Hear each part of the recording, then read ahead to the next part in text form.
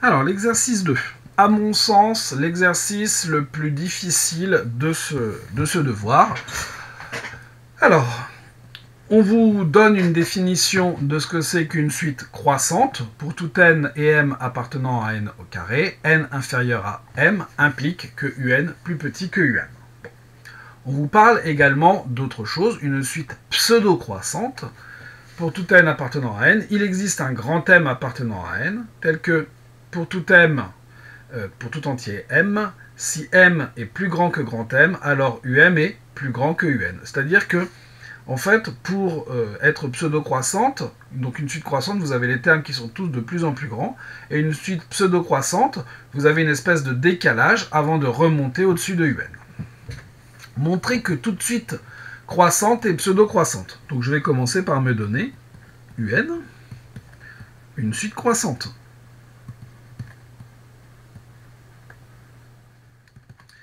Alors, d'après la définition qu'on me donne un petit peu au-dessus, pour tout couple d'entiers n et m dans n carré, dès que vous avez n inférieur à m, vous avez un inférieur ou égal à um. Ou si vous préférez, je vais écrire les choses légèrement différemment. Dès que vous avez m plus grand que n, vous avez um qui est plus grand que un. Et donc si vous prenez un grand M égale petit m, je me donne un entier n, pour grand M égale petit n, vous avez donc pour tout m appartenant à n, vous avez tel que m est plus grand que petit n, vous avez, puisque la suite est croissante, plus grand que un, car un croissante. Donc ce que l'on vient de démontrer, c'est quoi? C'est que pour tout n appartenant à n, il existe un grand M appartenant à n. Ce grand M, on vient de dire qu'on pouvait prendre ici petit n, tel que pour tout m appartenant à n, m plus grand que grand M implique plus grand que un. Donc la suite est pseudo-croissante.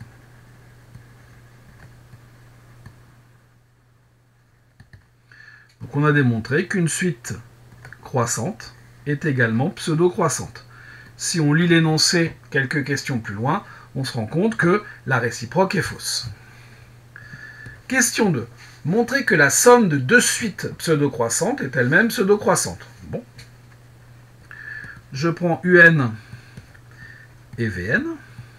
Alors, comme il y en a deux, je vais accorder. Deux suites pseudo-croissantes. C'est-à-dire que pour tout n appartenant à n, il existe un grand M, que je vais noter grand M U, appartenant à n, tel que pour tout M appartenant à n, petit m plus grand que grand M U implique que um plus grand que un. Et puis, pour tout n appartenant à n, il existe un grand M V appartenant à n, tel que pour tout m appartenant à n, dès que vous avez petit m plus grand que mv, vous avez vm plus grand que vn. Il faut que je m'intéresse à la somme des deux. Je me donne donc n, un entier. Il faut que les deux soient vérifiés pour que je puisse ici ajouter ces deux inégalités. Et quand est-ce que ça va être vérifié? Eh bien, dès lors que je serai à la fois plus grand que mu et plus grand que mv. Je vais noter un grand M qui est le plus grand, donc le max de mu et de mv. Alors, si je prends un m appartenant à n, tel que petit m est plus grand que grand M. Alors, petit m est plus grand que mu, donc est plus grand que un.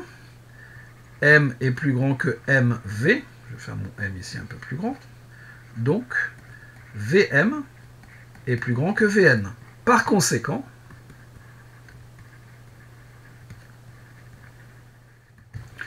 eh bien j'ai um plus vm qui est supérieur à un plus vn. Et donc, alors je détaille beaucoup, hein.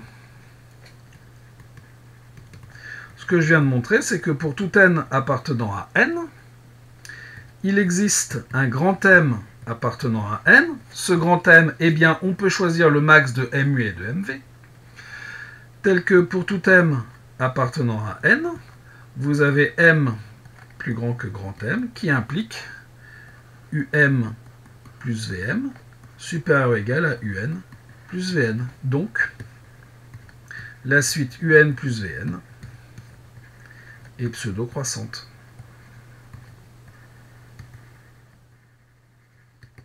C'est pas à partir des mêmes rangs, mais on arrive à trouver un rang à partir duquel ça fonctionne.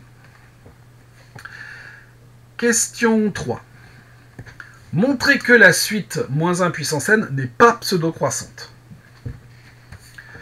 Pourquoi est-ce qu'elle n'est pas pseudo-croissante? Eh bien, je vais jamais trouver en fait un rang à partir duquel je serai toujours supérieur à ici un. Bon. Pour tout n appartenant à n, il existe un grand M à partir duquel je suis toujours supérieur à. Bon. Je vais regarder par exemple, je vais montrer en fait que la négation de la définition de pseudo-croissante est vraie. Donc une suite n'est pas pseudo-croissante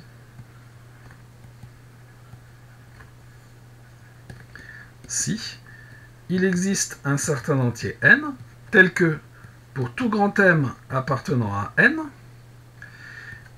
eh bien il existe un M appartenant à n, tel que petit m est supérieur à grand M et um est strictement plus petit que un. Ici, par exemple, je vais prendre n égale 0.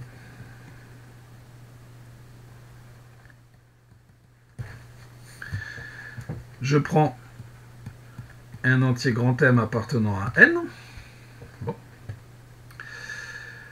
Et il faut que je prenne un entier supérieur à grand M.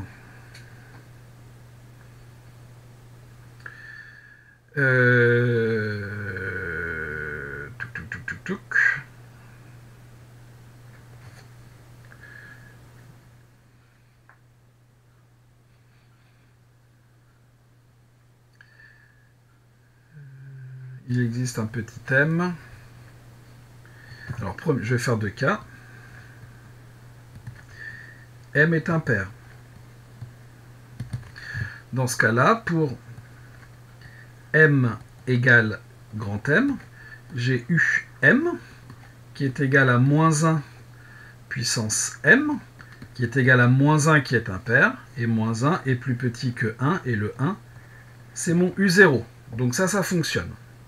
Deuxième cas, M est pair. Dans ce cas-là, je vais prendre pour M égale M plus 1. Vous avez UM qui est égal à moins 1, qui est plus petit que 1. J'ai donc bien l'existence d'un petit M. Donc, la suite moins 1 puissance n vérifie étoile. Conclusion. Moins 1 puissance n n'est pas pseudo-croissante.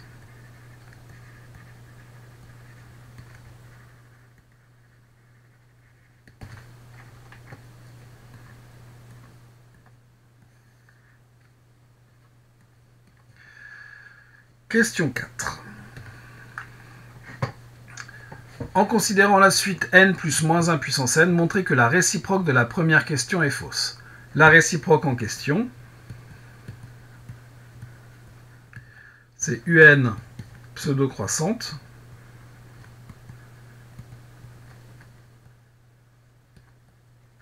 implique UN croissante. Donc ça, il faut montrer que c'est faux. Pour montrer que c'est faux, on va montrer qu'on a une suite qui est pseudo-croissante et qui n'est pas croissante. La suite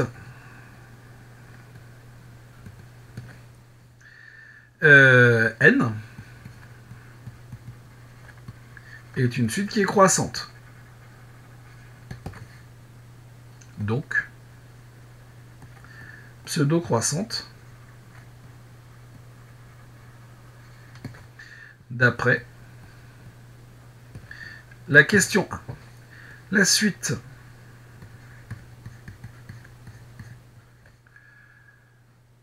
moins 1 puissance n, elle n'est pas pseudo-croissante. Donc non, ça ne va pas marcher ce que je voulais faire. Je me suis laissé emporter dans mon élan.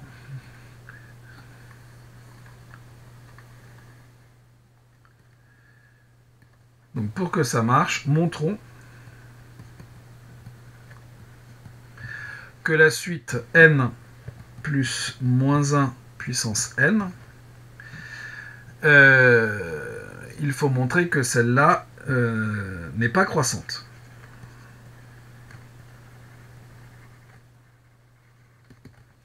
Et ça, c'est assez simple.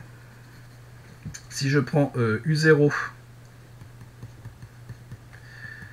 ça vaut 1.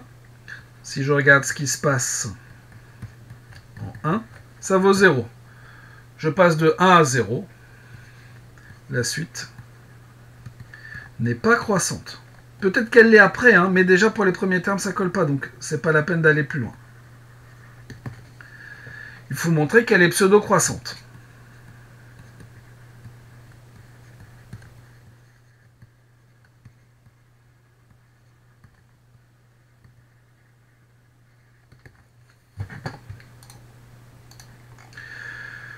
Pour ce faire, je vais me donner un entier n.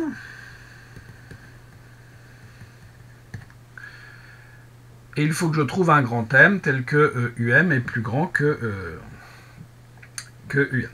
Donc j'ai UN qui est égal à n plus moins 1 puissance n. J'ai UN plus 1 qui est égal à n plus 1 plus moins 1 puissance n. Et là, on se rend compte qu'évidemment, ça va dépendre de la parité de n. Bon. Premier cas, n pair.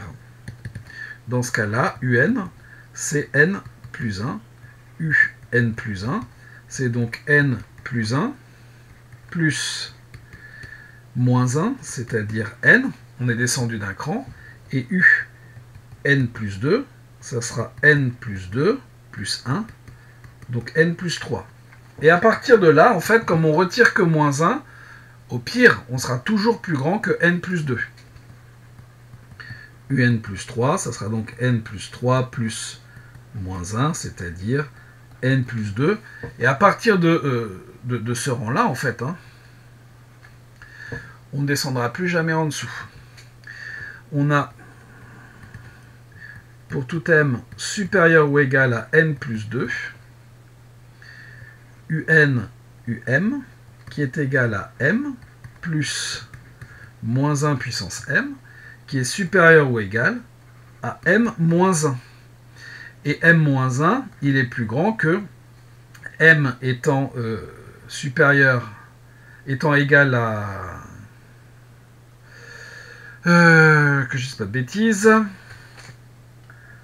à n plus 2, ça c'est plus grand que n plus 1. C'est donc supérieur ou égal à UN. Deuxième cas, n impair. Donc UN, dans ce cas-là, c'est n-1. UN plus 1, c'est n plus 1 plus 1, c'est-à-dire n plus 2. UN plus 2, c'est n plus 2 moins 1, c'est-à-dire n plus 1, mais qui est plus grand que UN, et à partir de là, on ne redescendra plus jamais en dessous. C'est là, en fait, qu'on a ça. Donc, pour tout m supérieur à n plus 2, um est plus grand que un. Conclusion, je peux prendre le grand M égal à n plus 2.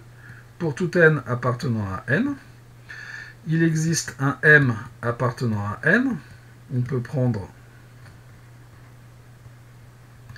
n plus 2. En fait, on peut même prendre n plus 1 si jamais n est impair, tel que pour tout m appartenant à n, eh bien m plus grand que grand M implique um plus grand que un. Conclusion, un est pseudo-croissante. On a donc la suite n plus moins 1 puissance n qui est pseudo-croissante, mais pas croissante.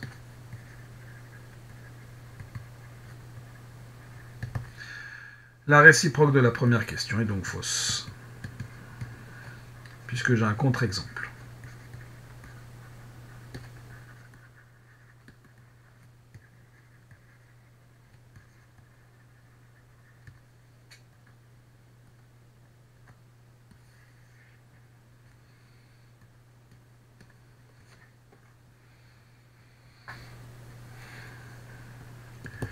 Question 5. On dit qu'une suite est pseudo-décroissante si, bon bref, on nous donne la définition, soit un une suite à la fois pseudo-croissante et pseudo-décroissante, on nous demande de montrer quelque chose et en déduire que un est constante. Donc, j'ai ma suite qui est pseudo-décroissante. On a donc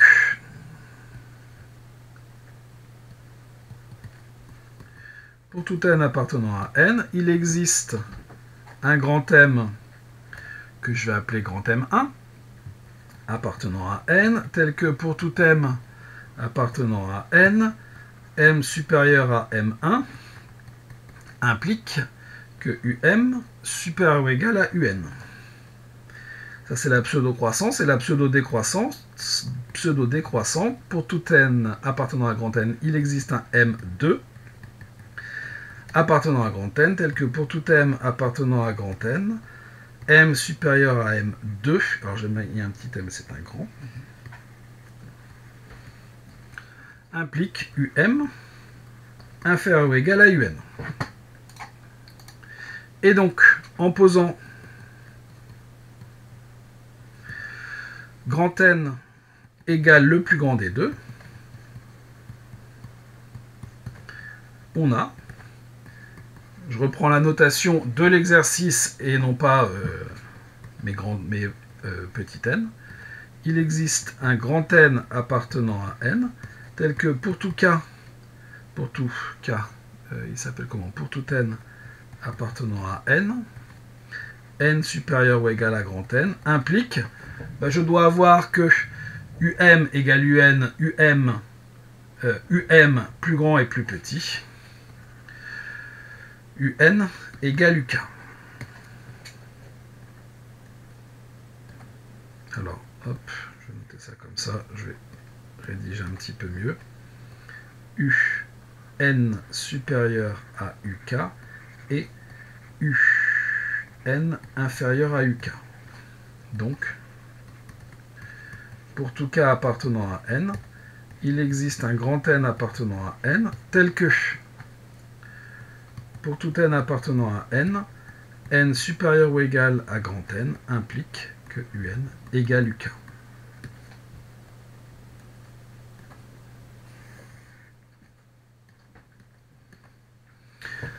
En d'autres termes, ce que l'on vient de dire, c'est que il existe un rang à partir duquel la suite, elle est constante en fait, elle est stationnaire. Donc, il existe un rang à partir duquel la suite est stationnaire. Pour reprendre du vocabulaire du premier exercice. Donc, comme c'est pour tout cas, eh bien, on a donc pour k égale 0, il existe un certain entier n appartenant à n, tel que pour tout n appartenant à n, eh bien, n supérieur ou égal à grand N implique un égale u0. Donc à partir d'un certain rang, à partir du rang grand N, la suite vaut toujours u0. Le problème, c'est ce qui se passe entre le rang 0 et le rang grand N. En fait, on a u0 qui vaut u0, u1, on ne sait pas trop ce que c'est, u grand N moins 1, on ne sait pas trop ce que c'est, et à partir de u grand N, ceux-là, ils sont tous égaux à u0. Bon, là, ça c'est pas de la rédaction, hein, c'est pour vous expliquer un petit peu ce qui se passe.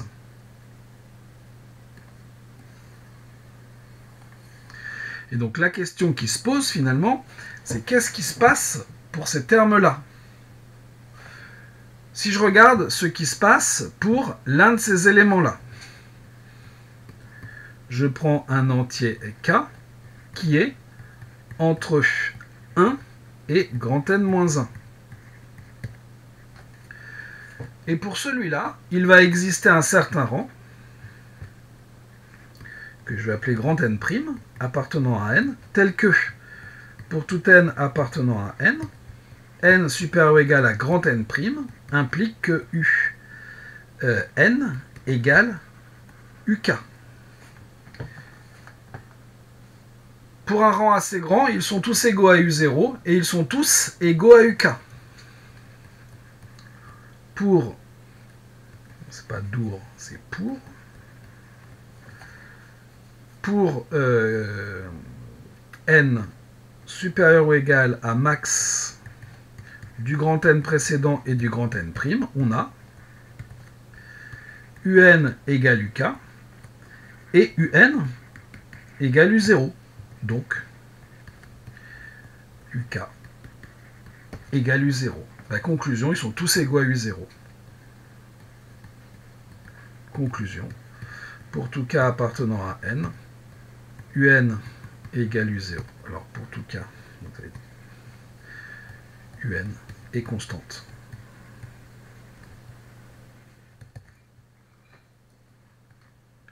Je vais répéter l'argument.